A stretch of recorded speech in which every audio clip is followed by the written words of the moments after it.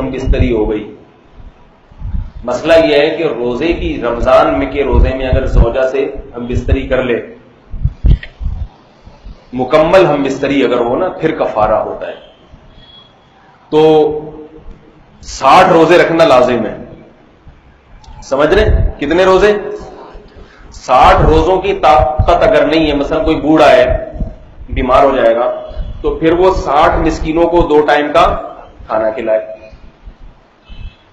ایک صحابی سے یہ کام ہو گیا, نبی صلی اللہ علیہ وسلم کے پاس آئے, یا رسول اللہ, اور بڑا دلچسپ واقعہ ہوا کہ میری زوجہ جو تھی وہ کہیں جا رہی تھی تو ان کی پنڈلی نظر آ گئی اور میں بالکل بے قابو ہو گیا. یہاں تھوڑی سی حیا کے خلاف بات ہے, لیکن ایک بات بتا دوں, یہ جو انٹرنیٹ پر بیہودہ چیزیں دیکھتے ہیں نا آج کل لوگ, فلمیں, فحش, اس سے سب سے بڑا نقصان پتہ ہے کیا ہوتا ہے؟ انسان کی اپنی بیوی کی طرف رغبت کم ہو جاتی ہے. اس نے اتنا کچھ, اتنے ڈیزائن دیکھ لیے ہیں کہ اب اس کو اپنی بیوی پھیکی سی معلوم ہوتی ہے. بیزار ہوتا ہے کہ اللہ کرے یہ ٹرک کے نیچے آ کے مر جائے. بچوں کی ماں ہونے کی وجہ سے تو تھوڑا خیال کر رہا ہوتا ہے, لیکن جو ایک اللہ نے مرد کی عورت کی طرف رغبت رکھی ہے, میاں بیوی میں تو ایک بہت بڑی وجہ یہ بھی ہوتی ہے, وہ رغبت ختم ہو جاتی ہے. یہ اس آدمی کو دنیا میں عذاب ملتا ہے جو حرام کاریوں میں اپنی نگاہوں کو برباد کرتا ہے. اس کی مثال ہے, آپ باہر جائیں اور کبھی بہاری بوٹی کے قریب سے گزر رہے, کبھی شامی کباب, اتنی خوشبوئیں آ کے گھر کی دال اچھی لگے گی آپ کو, ہے بھائی؟ اور آپ کے پاس وہ پیسے ہیں نہیں اتنی بوٹیاں خریدنے کے, تو بہتر نہیں ہے کہ آپ ایسے ہوٹلوں کے قریب سے گزرے ہی نہیں, آپ کے ناک میں خوشبو ہی دال کی جائے تو آپ کو وہ دال اچھی لگے گی. پھر اس دال کھانے میں وہ مزہ آئے گا آپ کو جو ایک امیر آدمی کو کباب کھانے میں آتا ہے مزہ. تو حرام کاری کرنے والے آدمی کا گھر تباہ ہو جاتا ہے کیونکہ اس کو اپنی بیوی کی طرف رغبت نہیں رہتی. اب دیکھو صحابہ کرام نظروں کی حفاظت کرتے تھے, تو زوجہ کی پنڈلی نظر آئی ہے, وہ کہیں پانی وانی میں کہیں گزرنی ہوگی تو انہوں نے اپنی پائنچا تھوڑا سا اوپر کیا تو وہ پنڈلی نظر آئی, تو بے صبری, یعنی مطلب یہ کہ برداشت سے باہر معاملہ ہو گیا. تو یہ کتنی رغبت تھی. آج ہے کوئی؟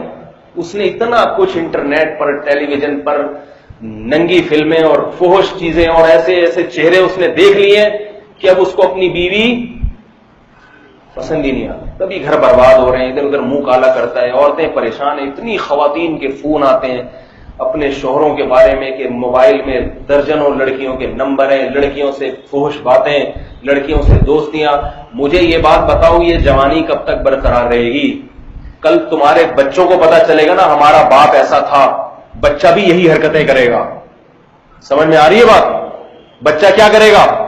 بچہ بھی یہی کچھ کرے گا, اور پھر ایسا بچہ بڑھاپے میں اپنے باپ کی خدمت نہیں کرے گا. یہ بتا دوں, وہ عیاشی کرے گا, عیاشی کہے گا ابا کو اولڈ سینٹر میں داخل کرو, یہ ٹینشن ہے میرے لیے.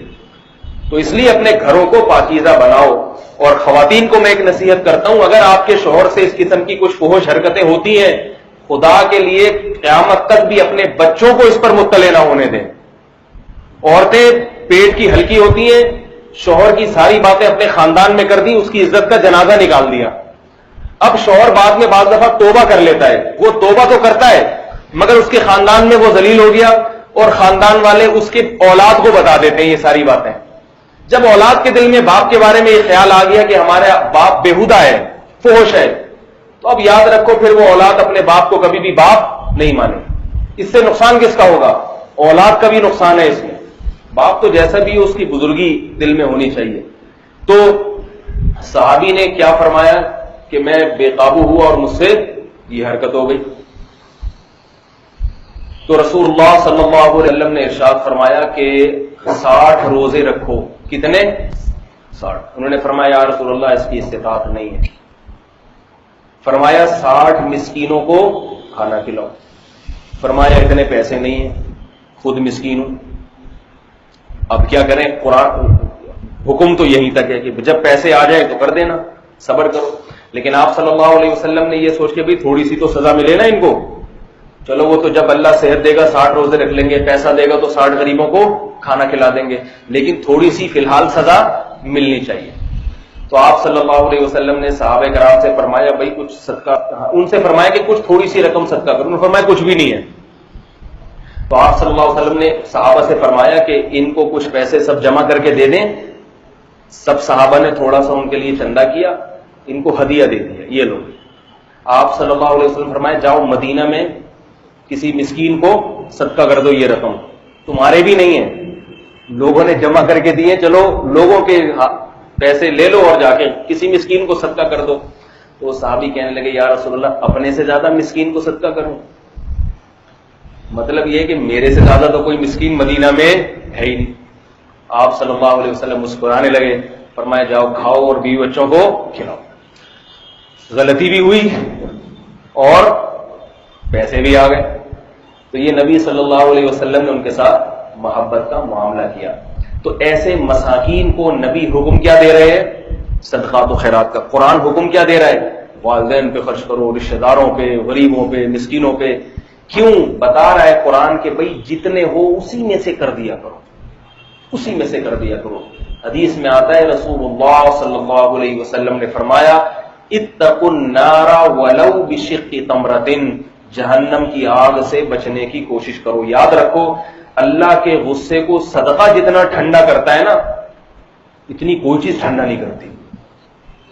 جب کوئی انسان گناہ کرتا ہے نا, اللہ کو غضب آتا ہے, تو اللہ کے غضب کو ٹھنڈا کرنے کے لیے سب سے بہترین نسخہ کیا ہے؟ توبہ تو ہے, توبہ تو فرض ہے.